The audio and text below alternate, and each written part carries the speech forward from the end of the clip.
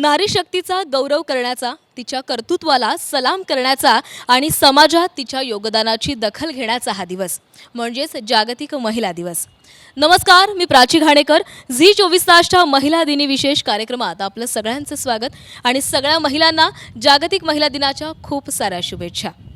आज आपण अशा दोन कर्तृत्ववान महिलांची भेट घेणार आहोत ज्यांनी आपल्या ज्ञान, जिद्द आणि समर्पणाच्या जोरावर केवळ स्वतःची ओळख निर्माण केली नाहीये, तर असंख्य लोकांच्या आयुष्यामध्ये सकारात्मक बदल घडवलेले आहेत. आज आपल्यासोबत आहेत रेडिओलॉजिस्ट डॉक्टर रौनक लक्ष्मी शिरसाट तळेले आणि oncologist doctor Indu Ambulkar. Doctor, तुम्हा दोघींचंही खूप खूप स्वागत आहे झी 24 तासच्या विशेष कार्यक्रमामध्ये. आणि आता डॉक्टरांचा मी परिचय करून देते. डॉक्टर रौनक लक्ष्मी शिरसाट तळेले या एक कुशल रेडिओलॉजिस्ट आणि ॲकॅडमिशियन आहेत.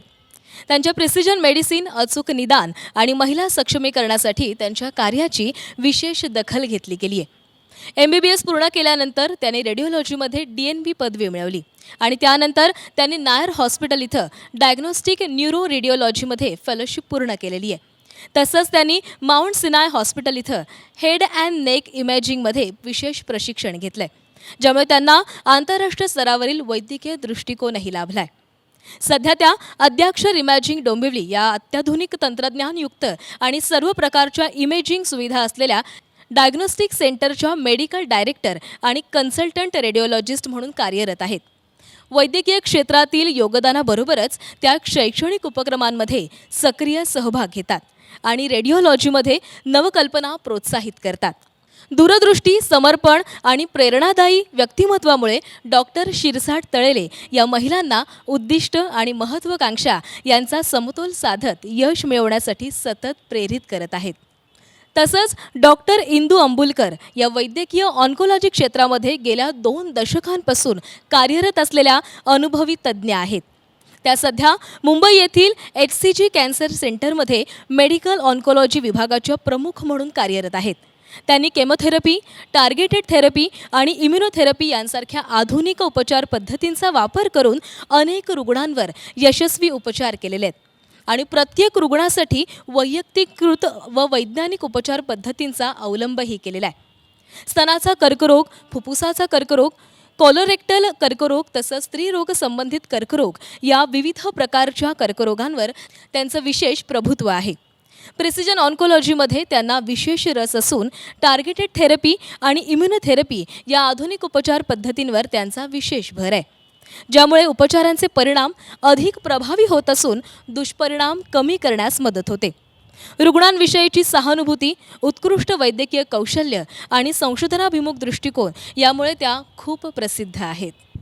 आणि आता या दोघींशीही आपण बातचीत करणार आहोत. त्यांचा प्रवास कसा होता, त्यांचं कार्य कसं आहे, कशा पद्धतीने या दोघीही काम करत आहेत, या सगळ्या संदर्भातली माहिती आपण या दोघींकडून जाणून घेणार आहोत.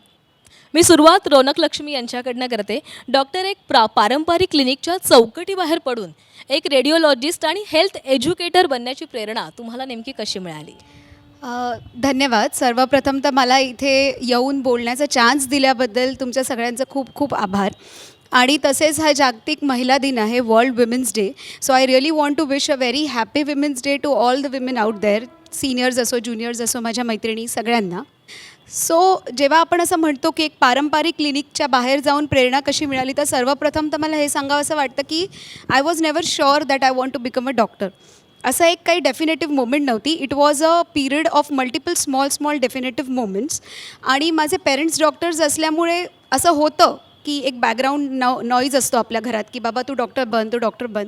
पण मला सगळ्यात जास्त काय आवडायचं की जेव्हा उन्हाळ्याच्या सुट्टीत मी माझ्या आईबाबांकडे जायचे आणि आम्ही तिकडेच क्लिनिकमध्ये खेळत असायचो, कारण आमचं खाली घर आणि वरती असं म्हणजे हॉस्पिटल असं वरती खाली होतं.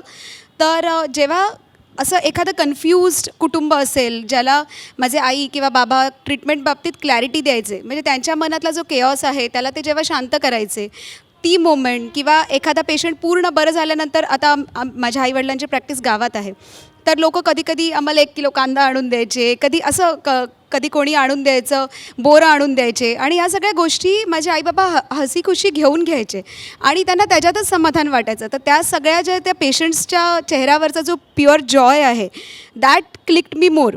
सो वेन आय डिसायडेड की म्हणजे मला ऑलवेज इंजिनियर बनायचं होतं कारण माझे आजोबा इंजिनियर होते.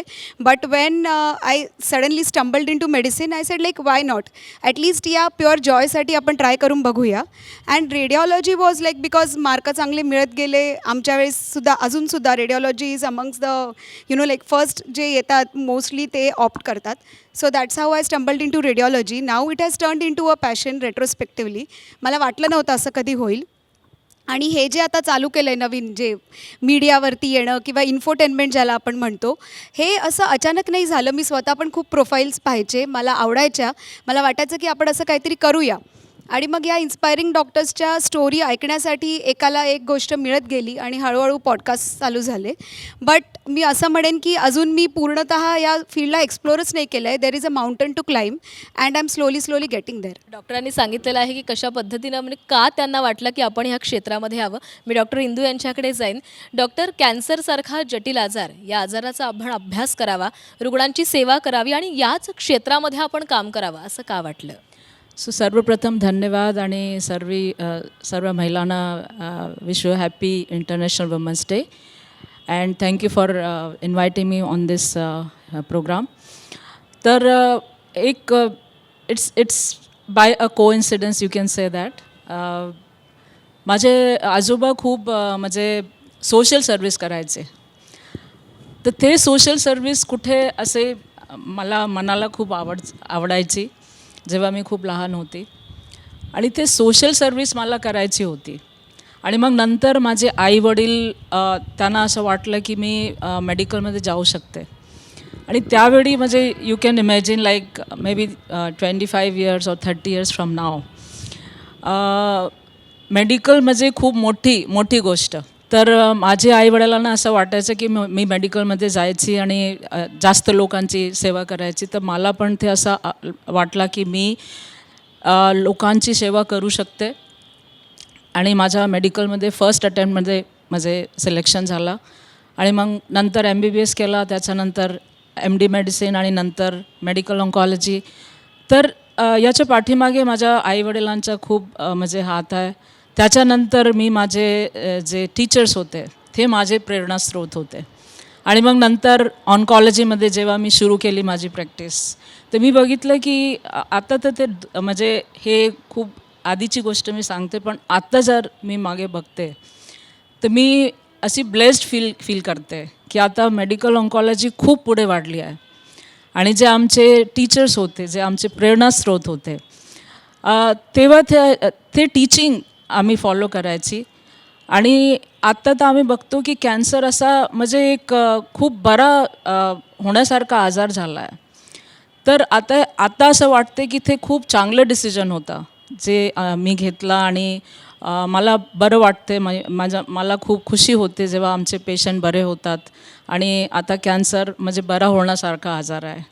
कॅन्सरबद्दल जनजागृती होणं खूप गरजेचं असतं आणि या क्षेत्रामध्ये काम करणं सोपं नाही आहे. कारण त्या रुग्णांना बरं करण्यासोबतच त्यांचा आत्मविश्वास वाढवणं देखील तितकंच गरजेचं असतं. मी रौनक लक्ष्मी यांच्याकडे येईन. डॉक्टर, रेडिओलॉजिस्ट म्हटलं किंवा रेडिओलॉजी म्हटलं की हे तंत्रज्ञानाशी निगडीत आलेलं आहे.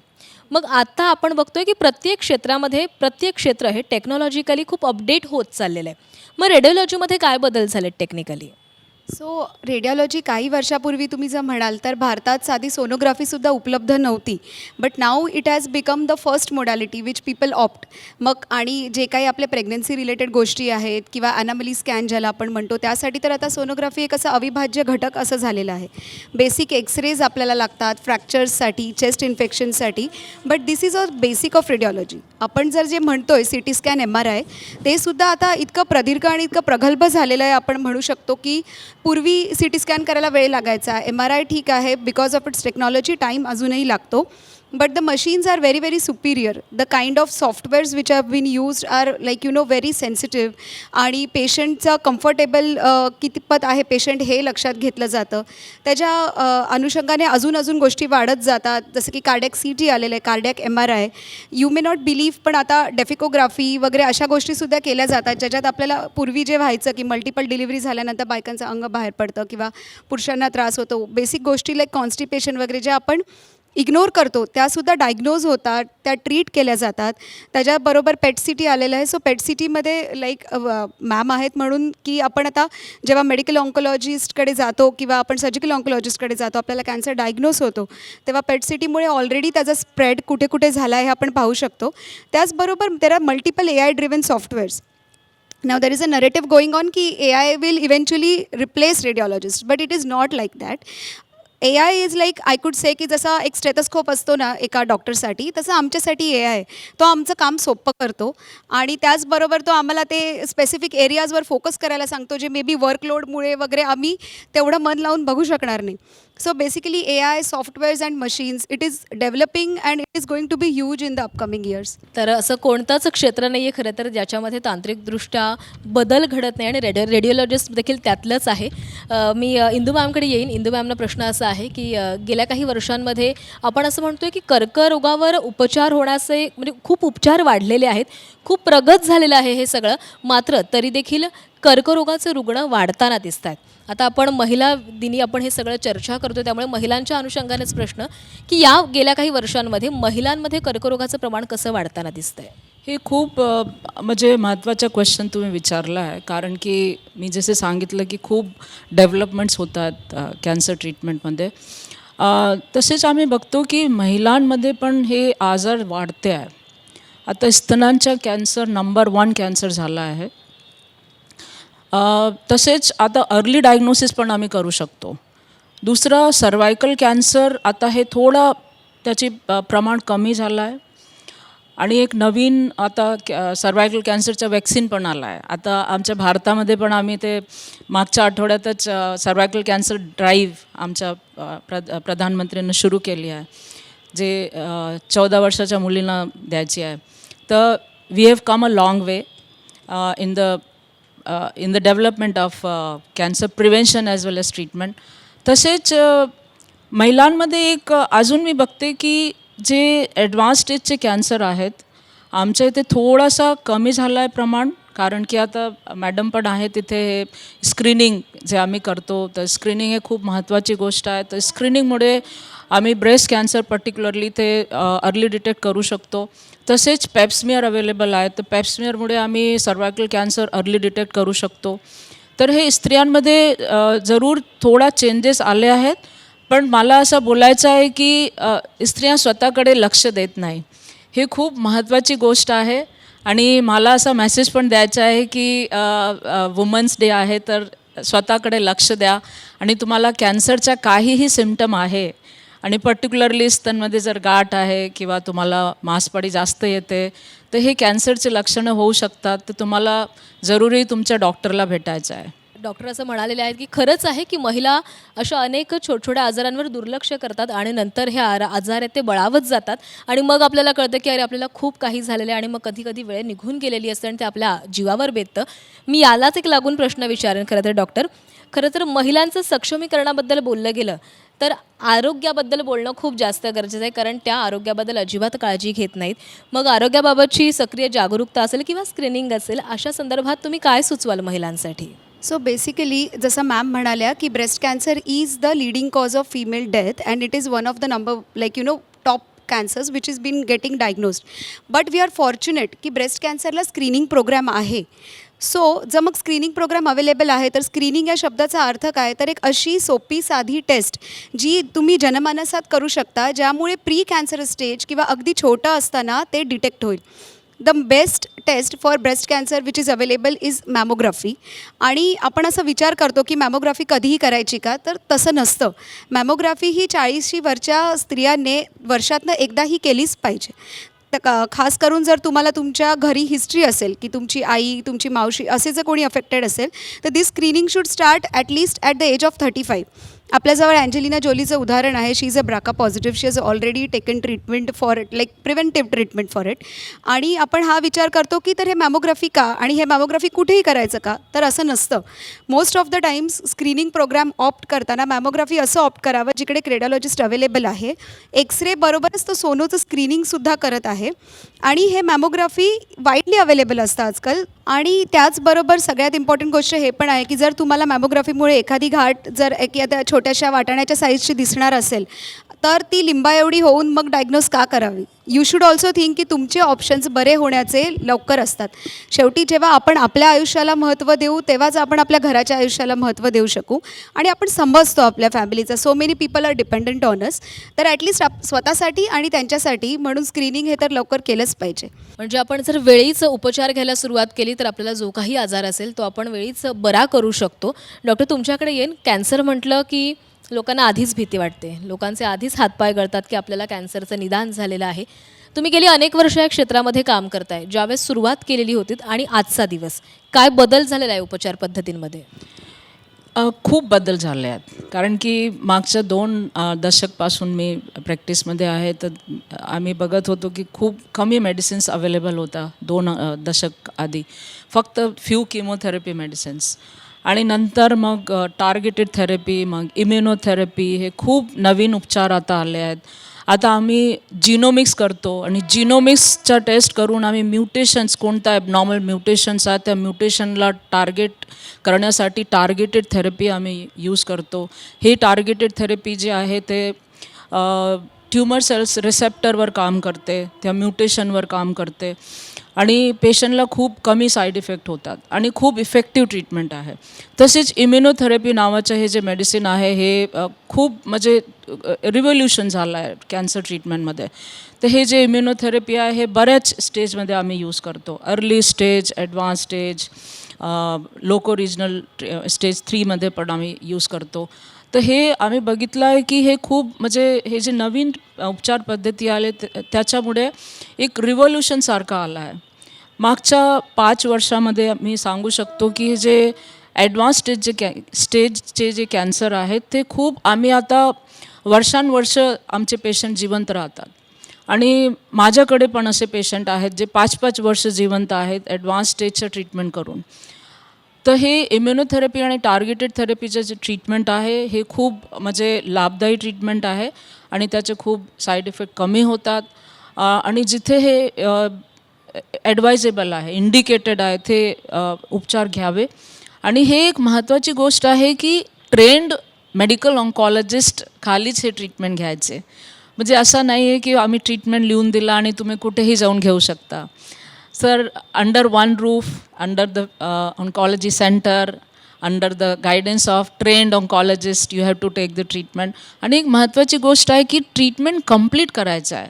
म्हणजे काय होते कधी कधी पेशंटला सोपं वाटते, बरं वाटते आणि त्यांना वाटते की नाही आता आजार कंट्रोलमध्ये आला आहे तर ट्रीटमेंट थांबू शकतो.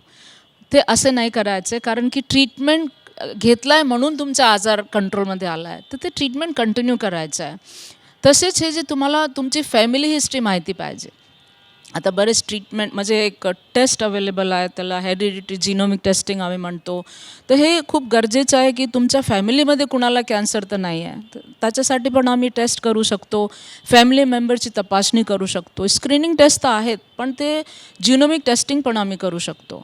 तर हे फॅमिलीसाठी पण हे म्हणजे गरजेचं आहे की तुम्हाला माहिती पाहिजे की तुमच्या फॅमिलीमध्ये कुणाला कॅन्सर तर नाही आहे, तर आम्ही फॅमिली मेंबरची पण स्क्रीनिंग करू शकतो.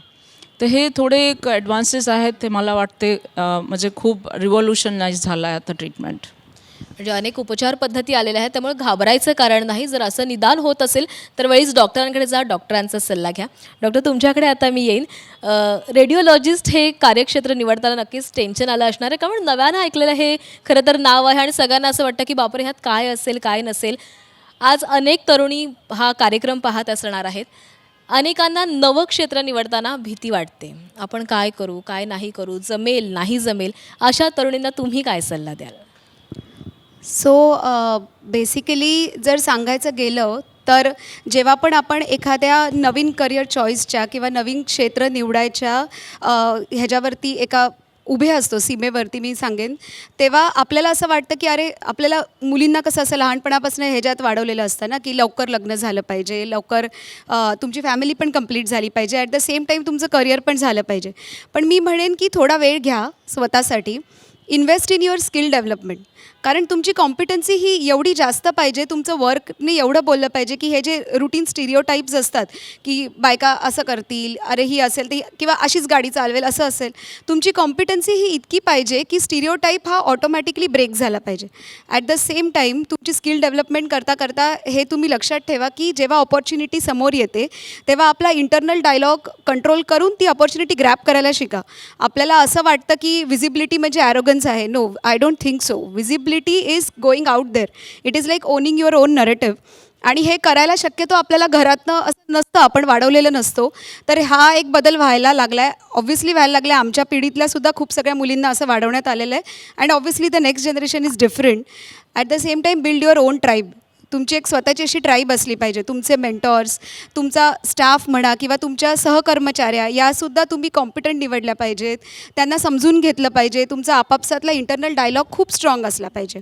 आणि the last thing I would say की क्रिटिसिझमला क्रिटिसिझम म्हणूनच घ्या. त्याला पर्सनल नाही घेतलं पाहिजे. Criticism should not become your internal dialogue or your self doubt. Criticism जर तुम्हाला कोणी करताय तर असं समजून घेतलं पाहिजे की yes, I am definitely on the right path. I will take the positive point out of this. आणि मी जो नेगेटिव्ह पॉईंट आहे त्याच्याकडे दुर्लक्ष करीन. स्वतः असं काही हपकून जाणार नाही किंवा घाबरणार नाही. And then sky is the limit. Sky is the limit असं डॉक्टरांनी सांगितलेलं आहे. थांबायचं नाही आहे. कितीही अडचणी आल्या, कितीही अडचणी वाटल्या, आव्हानं वाटली तरी आपण महिलाने, प्रत्येक तरुणीनं पुढे जात राहिलं पाहिजे. आता मुलाखतीच्या एका पुढच्या टप्प्याकडे वळणार आहोत आणि तो म्हणजे रॅपिड फायर राऊंड आहे. मी काही प्रश्न तुम्हाला विचारेन. तुमच्या मनामध्ये जो काही शब्द, जे काही वाक्य पहिलं येईल ते लगेच सांगायचे. पहिला प्रश्न, एका खंबीर स्त्रीची व्याख्या करणारा एक शब्द. इनडॉमिटेबल, दुर्दम्य ज्याला म्हणतो आपण. Someone who cannot be subdued. Confident, self dependent and doing something for the society.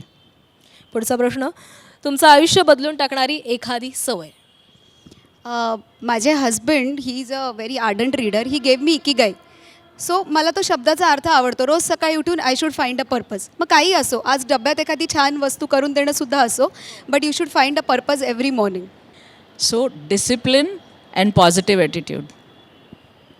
महिला दिनानिमित्त एक खास संदेश. फिमेल शुड रिमेंबर की you are not what others tell you or not what you achieve.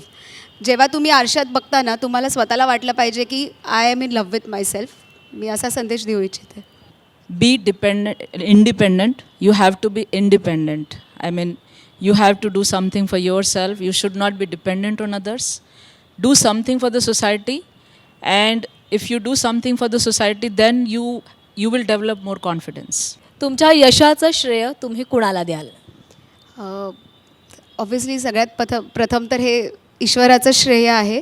पण मी म्हणेन त्याच्यापेक्षाही म्हणजे ईश्वरा एवढंच, तो माझ्या आयुष्यात कसा आला ईश्वर, तर माझे आजोबा आणि माझी आजी म्हणजे माझ्या आईचे आईवडील, त्यांनी मला लहानाचं मोठं केलेलं आहे. कारण माझी आई घरातली पहिली डॉक्टर असल्यामुळे आणि माझे बाबा पण घरातले पहिले डॉक्टर असल्यामुळे ते ऑलवेज बिझी असायचे. तर त्यांनी ज्या टाईप ऑफ स्पिरिट किंवा आपण असं म्हणू की ज्या पद्धतीने अभ्यास करण्यापासून ज्या पद्धतीने घर सांभाळायचं, अशा सगळ्या सवयी ज्या त्यांनी लावलेल्या आहेत त्या खूपच जास्त लाईफ चेंजिंग झालेल्या आहेत माझ्यासाठी. तेवढं श्रेय मी माझ्या छोट्याशा मुलीलाही देते, कारण ती जेवढं ॲडजस्ट करते त्यामुळे मी बाहेर एवढी जाऊ शकते. अँड ऑब्व्हियसली माझी फॅमिली, माझे हजबंड, माझे आई बाबा, ते सगळे खूप खंबीरपणे उभे राहतात. डॉक्टर तुम्ही. सर्वात प्रथम माझी फॅमिली आणि नंतर माझे पेशंट्स.